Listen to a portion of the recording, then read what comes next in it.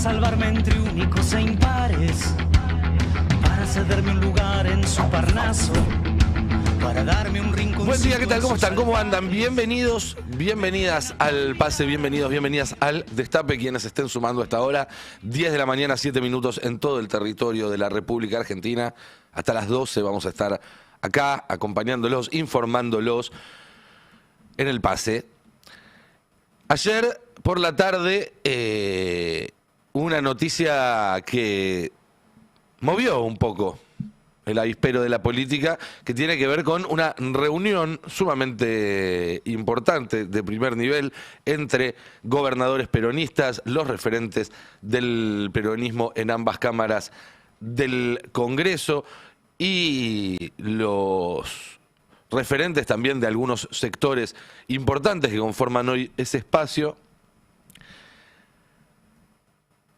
Hasta hace 10 minutos, 20 antes de entrar acá a charlar con Ari, estuve hablando con algunos de los protagonistas de esa reunión, de quienes estuvieron allí, y la idea es contarles ahora brevemente qué se habló y de qué se trató, más allá de la información que ya está circulando en todos los medios.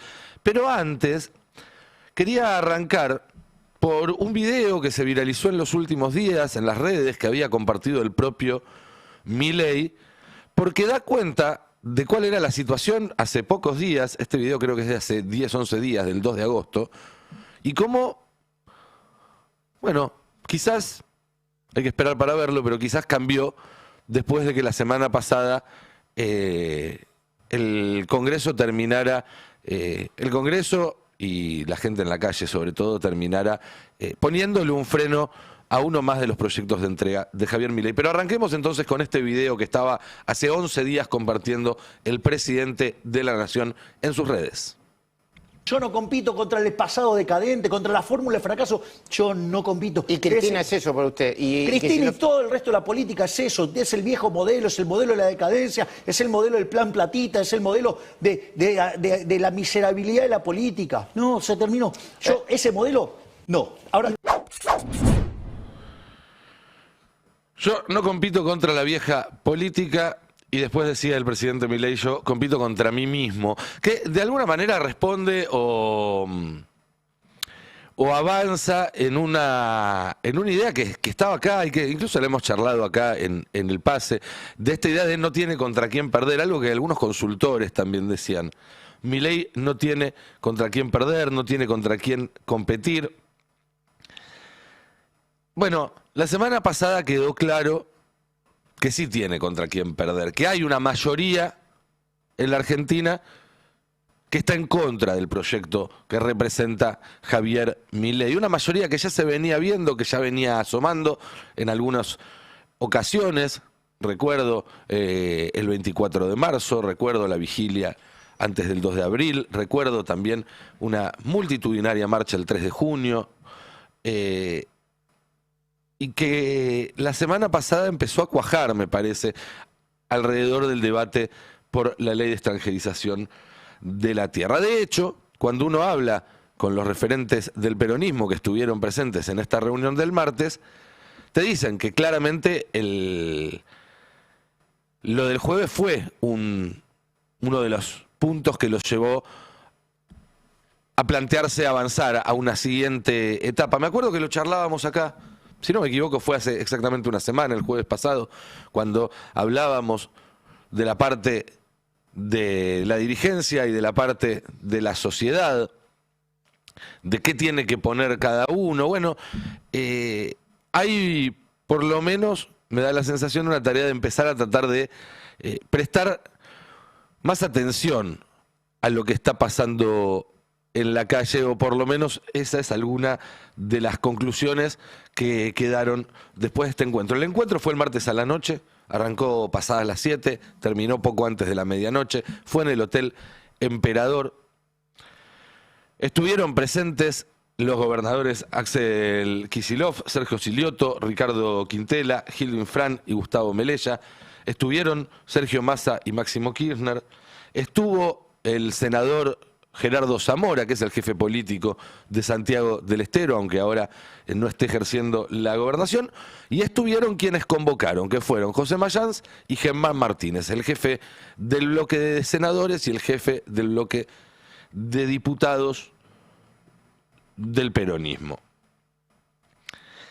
El motivo por el cual iniciaron esta convocatoria fue coordinar una estrategia para ponerle un freno al embate que va a intentar el gobierno para eliminar o suspender las PASO el año que viene, por considerar que esa herramienta resulta clave para que el peronismo tenga un candidato que no salga ni de un dedazo, ni de una habitación cerrada, ni de una rosca, ni de una decisión unilateral de una sola persona, ni seguir con una interna como la que hubo en los últimos meses, feroz, hasta 72 horas antes del cierre de listas y después juntarse en un cuarto y salir a decir vamos todos juntos. La lectura que por lo menos primó en la larga charla del martes fue que no hay humor social para ninguna de esas dos salidas. Yo agregaría por mi cuenta un tercer corolario a esta lectura, que es, se aleja mucho el fantasma de la ruptura, fantasma que algunos sectores agitaron en las últimas semanas, en el último mes, y que pareciera quedarse con menos plafón después de esta reunión, si es que todavía hay quienes piensan en esa alternativa. Nadie la dijo en voz alta el otro día, nadie la mencionó en voz alta. Hay una cuestión muy sana para mí de tratar de evitar todo lo que remita frente de todos. Por eso también es que evitaron sacarse una foto. Por eso también trataron de mantener en reserva la reunión. Bueno, les duró poco, duró unas 16 horas, pero pareciera que esa es la premisa. No hacer nada que suene a un nuevo frente de todos. Bienvenido sea. Esto significa que estamos ante un escenario de paz definitiva, que no va a haber más chicanas, que no va a haber más palos, que no va a haber más críticas. No, de ninguna manera. El que espera eso, yo diría a esta altura del partido, no viene prestando mucha atención a lo que está pasando. Pregunté, ¿una tregua? ¿Cuánto puede durar? Me dijeron, no, tampoco una tregua en esos términos. Porque justamente lo que se está planteando es la necesidad de una interna donde se discutan cosas, entonces es probable que siga habiendo este tipo de debates. Sí, es deseable que baje un poco el tono, que se dedique a debatir cuestiones más productivas y no cuestiones que después pueden terminar jugando en contra. Recordar que es una interna, que la pelea más importante viene después y es contra Milei o contra el candidato que proponga seguir ese rumbo. Va a tener una continuidad, probablemente la semana que viene vuelvan a juntarse estas mismas personas y algunas más quieren ampliar la convocatoria. No saben a dónde, porque una vez que se filtró el lugar donde se juntaron la primera vez, no quieren repetirlo. Les pregunté que para evitar las cámaras, me dijeron no, para evitar que vengan del gobierno y le pidan al hotel las cámaras. Digo, con sospechas de que el gobierno podría realizar tareas de espionaje si supieran dónde y cuándo se llevan a cabo estas reuniones. Aunque la agenda por la cual la reunión fue convocada fueron las PASO, luego la conversación fue llevando a otros temas. Se habló un largo rato sobre el tema del impuesto a los combustibles y la posibilidad de iniciar algún tipo de acción política y o judicial para que las provincias puedan contar con esos recursos. Se habló de cómo plantear una posición unificada cuando se tenga que discutir a partir del mes que viene el presupuesto del 2027. Y cada uno de los que participó se fue con una listita de tareas. Así me dijeron, nos llevamos una listita de tareas. ¿Qué tareas? Pregunté. Me dijeron, bueno, hicimos un punteo de todos los gobernadores con los que hay que ir a hablar para convencerlos en el caso de una votación, de todos los actores de poder que creemos que hay que acercar. Y dijimos, bueno, vos andá a hablar con tal, vos andá a hablar con tal, vos andá a hablar con tal. En muchos casos incluso asignando más de un interlocutor para cada objetivo, uno de un sector, otro de otro. Bueno, por ahora pareciera que es esa la tarea. Pregunté por la relación con Jaldo, con Jalil, con Sáenz. Y me dijeron dos cosas. Una, que obviamente que los votos de los senadores y diputados que responden a esos gobernadores son necesarios, con lo cual hay que ir a buscarlos para ganar una votación, ya sea para frenar que eliminen las PASO o cualquier otra cuestión. Dije, bueno, sí, pero ¿y en la elección? Porque ya lo vimos a Jaldo, por ejemplo, en la elección de la mitad del mandato, hacer campaña como opositor, ser parte del armado del peronismo, pero antes y después comportarse como un oficialista. Y uno de los protagonistas del encuentro, yo diría, de los 2 o 3 nombres más importantes que estaban reunidos el martes a la noche en el Hotel Emperador, me dijo, llegamos a un acuerdo muy claro. Nadie que vote con el gobierno y le facilite la eliminación de las PASO, que es una manera de facilitarle 4 años más en el poder, puede luego ser parte de un armado opositor. Va a haber una línea roja allí donde, por lo menos según me contaron, todos los que quieran eventualmente o evalúen ser parte de un armado opositor van a tener que votar, lógicamente, como opositores. Nuevamente, en buena hora. Todo esto casi en simultáneo a que el jefe de gabinete, Diego Santilli, viajara justamente a reunirse con los gobernadores del norte, estos gobernadores que parecieran estar de alguna manera siendo el fiel de la balanza en términos de dirigencia. Yo no sé si en términos de votos, eso habrá que verlo, pero sí se los están tironeando la oposición y el oficialismo, y eso a ellos les encanta. Se dejan tironear a cambio, obviamente, de una tarifa que va subiendo cuantos más tironeos reciben. Santilli estuvo entonces con Pasalacqua, con Valdés, con Esdero, con Suárez, de Santiago del Estero, con Jaldo, con Sadir, con Sáenz y con Jalil.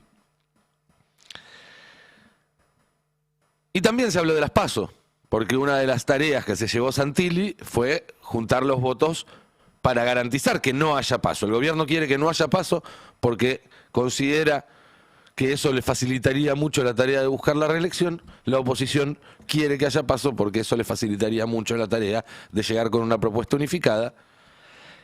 Y tengo que decir, después de haber hablado con gente que estuvo en uno de los encuentros y con gente que estuvo en el otro, que hoy están más contentos con el resultado de esta semana o de lo que va de esta semana la oposición que Santilli.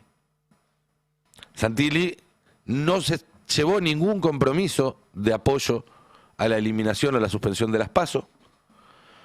Le dijeron en todo caso, los que se mostraron dispuestos a acompañarlo, nosotros podemos llegar a acompañarte, pero no queremos que sea lo primero que se vote ahora en el Congreso.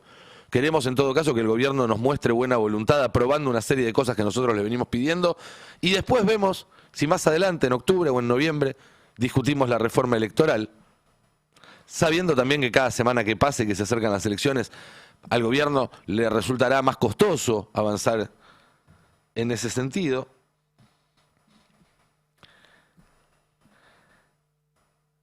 Hay ahí entonces varios contactos entre ambos universos. Uno, lo decíamos, es Zamora, que estuvo él en una reunión y mandó al gobernador de Santiago del Estero a la otra. Otro es Pasalacqua, que está pidiendo permiso para sumarse al grupo de gobernadores más opositores en el marco de la pelea interna que tiene él en Misiones con Carlos Rovira. Pelea interna / división de tareas. Rovira se acerca al gobierno, Pasalacqua se acerca a la oposición. En cualquier caso, ahí está dando vueltas también. Y el otro nombre que aparece obviamente como vínculo entre estos dos sectores y que va necesariamente a ganar protagonismo en las próximas semanas es el de Sergio Massa, que después del blef de la semana pasada, que ya a esta altura del partido, desde el propio masismo, se dan cuenta de que quizás fue una de más toda esta movida de tratar de adjudicarle el éxito de la caída de la ley de tierras y de la derogación de la ley de incendios, pero que sí está más activo y que sí está efectivamente tratando de abrir diálogos de comunicación con los gobernadores del norte. Algo que, y lo dijimos acá la semana pasada cuando empezó este operativo Clamor o esta especie de operativo Clamor, es un arma de doble filo. Porque si mostrás efectividad, después es algo que obviamente podés exhibir como una credencial, pero también si esos gobernadores siguen con su ánimo zigzagueante como hasta ahora, bueno, se le va a poder reclamar porque no los ordena. Si él ha manifestado tener esa posibilidad, esa capacidad. De todas formas, y esto ya es una opinión mía, a Massa me parece que está más levantando el perfil para ser un actor y tener una voz potente en la toma de decisiones que para ser el mismo candidato, sobre todo si hay unas PASO. Sobre todo si hay unas PASO. Pero bueno, habrá que ver cómo evoluciona eso. Mientras tanto, también un acercamiento muy interesante entre La Libertad Avanza y el PRO, con una charla entre Macri y Carina. Carina que le dijo a Macri, si querés negociar algo el año que viene, sabemos que a Macri le interesa negociar sobre todo la Ciudad de Buenos Aires, mantener el control de la Ciudad de Buenos Aires, necesitamos que nos apoyen en el Congreso ahora, este año. Y no se refiere a las leyes económicas, porque en esas el PRO está siempre acomodadito. Se refiere específicamente a las PASO, que es donde el PRO había estado mostrando los dientes, diciendo, miren que en esto no te seguimos. Bueno, Carina le dijo a Macri, si no nos acompañás en las PASO, casi como un movimiento de espejo, ¿no? Del peronismo que le dice a los gobernadores, miren que si no bancan en esta, después no vengan a pedir un lugarcito. Carina le dice, mira, si no nos bancás en esta, después no vengan a pedir un lugarcito. Bueno, va a haber una reunión hoy donde Santilli va a recibir a Ritondo y a Fernando de Andrés. Va a estar Lule Menem porque si no era prácticamente una reunión ahí en el Río, ¿no? En las oficinas de Macri, Ritondo, Santilli y de Andrés. Bueno, lo ponen a Lule Menem de chaperón, no sea cosa, que no sea cosa. Pero al mismo tiempo que se dan estos movimientos de acercamiento, en el Congreso pasan cosas como las que pasaron ayer, que el gobierno, para defender la ley de inocencia fiscal 2, que básicamente es un mega archi blanqueo recargado, mandó a exponer a los economistas que suelen ir a la tele a pelearse en programas de paneles. ¿Cuál era el problema? Bueno, que tenían las firmas cerradas para el dictamen, incluyendo los votos del PRO. Fue Bogiano, se puso a bardear al macrismo y casi se les cae el dictamen. Lo terminaron a último momento rescatando porque casi se les cae por el discurso de Bogiano.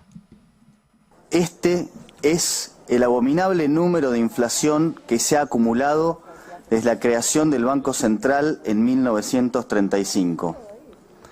Un número que refleja cómo distintos gobiernos, demócratas, radicales, peronistas, desarrollistas, militares, kirchneristas y macristas, utilizaron al Banco Central para estafar sistemáticamente a la sociedad argentina hasta destruir por completo el valor de su moneda nacional. Disculpe un momento, por favor. Desde el fin... Bueno, ahí se les armó el tole-tole.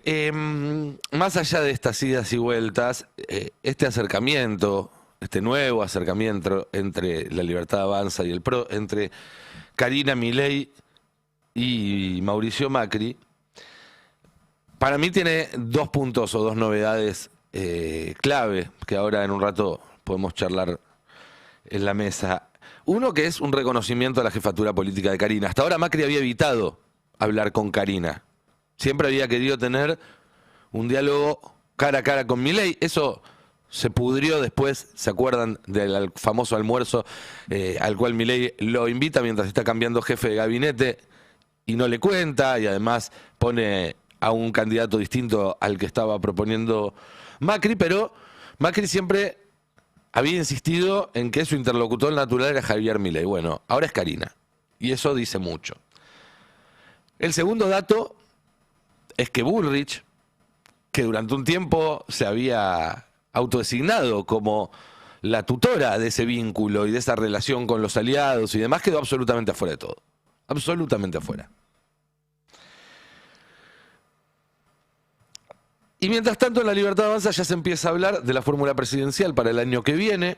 Una nota ayer muy buena de Jonathan Eguier, que lo había anticipado acá en el pase, que Javier Milei quiere a Sandra Petovelo como compañera de fórmula en el 2027. Esto responde a una lógica, que es la de bloquear a otros que están proponiéndose para ese lugar. Bullrich fue la primera, pero hay más. Se ve claramente ese lugar, el lugar de compañero de fórmula de Milei, como un lugar muy expectante, ya sea para las elecciones del 2031 o para algún tipo de sucesión anticipada en estas propias elecciones del 27, antes, después, cuando fuera. Por ejemplo, uno de los que ya está hablando de que le gustaría ser candidato a vice el año que viene es Martín Menem. Martín Menem, que hasta ahora venía diciendo 27 candidato a gobernador en La Rioja, 31 candidato a presidente, le llegaron algunas encuestas que le dan que en La Rioja no le va a ir muy bien si va como candidato a gobernador. Motivo por el cual empieza a ver con otros ojos la boleta presidencial. Tampoco creo que le vaya muy bien en la boleta presidencial, pero bueno, allá él. Los Menem están en ese plan, además, empezando, como tantos otros, a criticar a Toto Caputo porque dicen que se le está yendo la mano con el ajuste, que se le está yendo la mano y que van a perder las elecciones justamente por eso. Están empezando a plantear que de acá a las elecciones tiene que haber política de ingresos, que tiene que haber una política para los endeudados, que tiene que haber una política para el transporte público. Bueno, es bueno que se hayan dado cuenta.